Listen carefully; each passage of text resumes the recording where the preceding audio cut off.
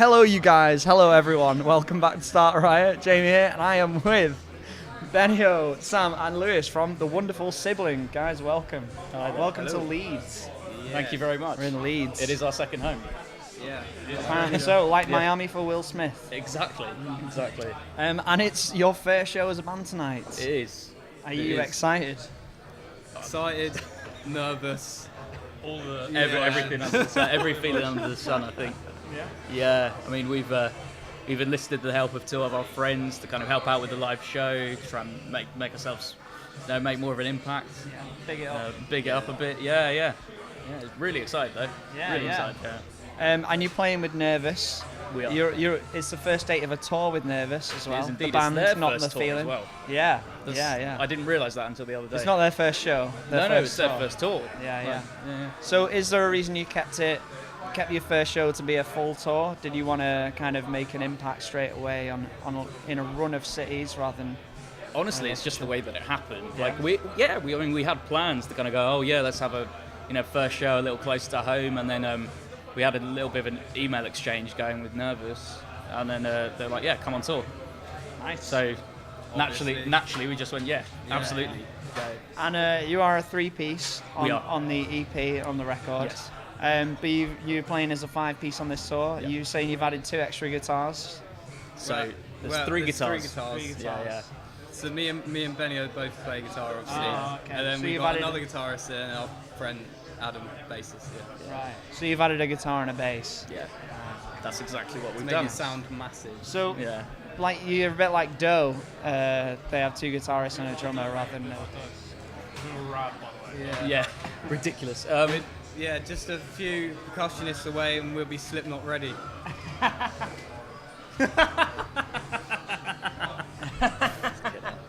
But before we started, Benio took offence to Sam's Hatebreed hoodie. Nothing wrong with it. What's wrong with Hatebreed? I don't know. I couldn't really tell you what's wrong with them, but I also couldn't tell you what's right with them. So. Oh, mate. So cringy. You guys can get in the bin. We played at Grows Rock last year, and I was there with the Punktastic crew, and they were all like so pumped about Hatebreed. I was like, I literally have never heard a Hatebreed song in my life. Like, I don't even know. I hadn't. And they were headlining, I think. Until Sam played them to me in the car once. Like, Have you checked them out yet? Well, I heard a bit of them live, and I was like, literally. Yeah. Well, they're good. I don't dabble into music that heavy too often.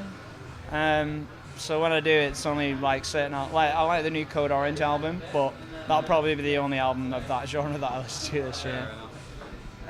Anyway, sidetrack to Hatebreed, back to Sibling, which is possibly as far as away as you can get from Hatebreed while staying in the rock spectrum. Yeah. Except for maybe rap metal. Is that the next EP? It is that we do have plans for Hopefully. rap metal side project. Yeah. But it's kind of impossible to talk about Sibling without framing it in the context of your old band, Benio Hindsights. Yeah. Which I know you've made a break from. You've obviously moved on. It was a year ago since the last show, which was the last time I saw you, I think. It was. Yeah. Obviously, it kind of came as a sudden split, and you've gone right back in with another band. Is that why you've got this sense of urgency with Sibling? Like, you released an EP and you've gone on tour pretty much straight away. I mean, mate, I'll be honest. Like, I can't imagine like doing anything like this any other way. Mm-hmm. It's you either do it all or nothing. Yeah. So, yeah. Do you feel like you've kind of learned from some of the things that maybe went wrong or didn't go as you'd hoped in hindsight, so you can channel them into Sibling? Yeah, for sure. I mean, nothing necessarily went wrong. It was just like learning curves. Mm-hmm. Everything with that band was learning curves. We were so young when we started it. Yeah. I think one of us was 17 when we started that band, and we went on tour within the space of 6 months being together, and then toured constantly for that amount of time. So everything was a learning curve with that band. Absolutely everything. You were saying you pretty much booked at every show as well. Yeah. Which is Yeah. insane. Yeah. I'm trying to book a tour right now, and I find it stressful enough when I'm 28. So. Yeah. So were the songs on Miserable Love, your debut EP? It's out now on Little Rocket Records. Check it out. It's absolutely fantastic. I remembered on the way here that I put it in my EPs of the year list. It's like, oh yeah. Were they written with Hindsights in mind already, or did you write these as a band? We wrote these as a band. Yeah. It was pretty much after the final Hindsights show. I went to these guys. Well, I don't really want to start making music. Should we just make music? So Well, yeah, I remember being at a Hindsight show in Guildford with Milk Teeth supporting, and I came up to Benio. Me and Lewis were really into post-rock, and we knew Benio was into post-rock as well. So we really wanted to start a post-rock project. So we started to do that, and we did actually write an EP. But then from there on, we thought, why not just be what we are, or what Sibling is? It kind of like ended up being what Sibling is. So you could probably tell, like, in a lot of our tracks, like, there's a lot of post-rock influences and stuff. Yeah, like, especially in like Miserable Love, the song, like it's quite a big song, even though it's kind of minimalist and slow. Like there's a lot of atmosphere in there. you were definitely right in calling Miserable Love a baby EP. Yeah. Because compared to the second one, it's nothing. I said debut, nothing. but Yeah. Did you say? I didn't say baby. Well, it sounded like you said baby. I'll be honest. It's just my accent, Benio. Yeah. Just because you're so posh. Oh, You're not used to hearing Northerners talk. Anyway, so you were saying about the next EP. Yeah. It's going to sound huge. It does sound huge. Right. It's all finished. Yeah. It's all mastered. I mean, we surprised ourselves, I think, with it, and like, you know, you can try and be as modest as possible about your music, but like we came away from recording, and like when we got those mixes back, we were just like, holy shit, like this, we're so excited about this. And you've got to be your own biggest fan as well. Well, yeah, absolutely. Yeah, there's not really much point. So Sibling obviously sounds very different to, I think, well, it doesn't sound like post rock. And I think were you guys in a post rock band before? I think I read in a. Well, like I say, we started off as a post-rock project. Yeah. So, like I say, we did write an EP for that, but then straight after that, we just went on to Sibling. So, yeah. Did you have like a frame of reference in mind for what you wanted Sibling to sound like, or did it just kind of come out as kind of like poppy rock, essentially? I think literally we just went, "Oi, let's write pop songs." That's what we did. Yeah. Was there anyone? I'm not going to say what your influence is, but was there anyone you thought, oh, I want to be, you know, we kind of want to sound like them? Did you ever have that conversation, or were you just? I think it was more to do with the post-rock side of things. I said, we want to sound like so-and-so post-rock band, but can it be pop, please? Yeah, into 4-minute songs and catchy hooks. Yeah. And you recorded, which is really difficult. Yeah. I mean, I feel like enough bands try it and fail for it to show that it is quite difficult. Yeah. You recorded both Miserable Love and the new EP, as yet to be released or announced or anything, with Bob Cooper, who loves a poppy banger. He does. Exactly. He does love a poppy banger. He's here somewhere. Yeah.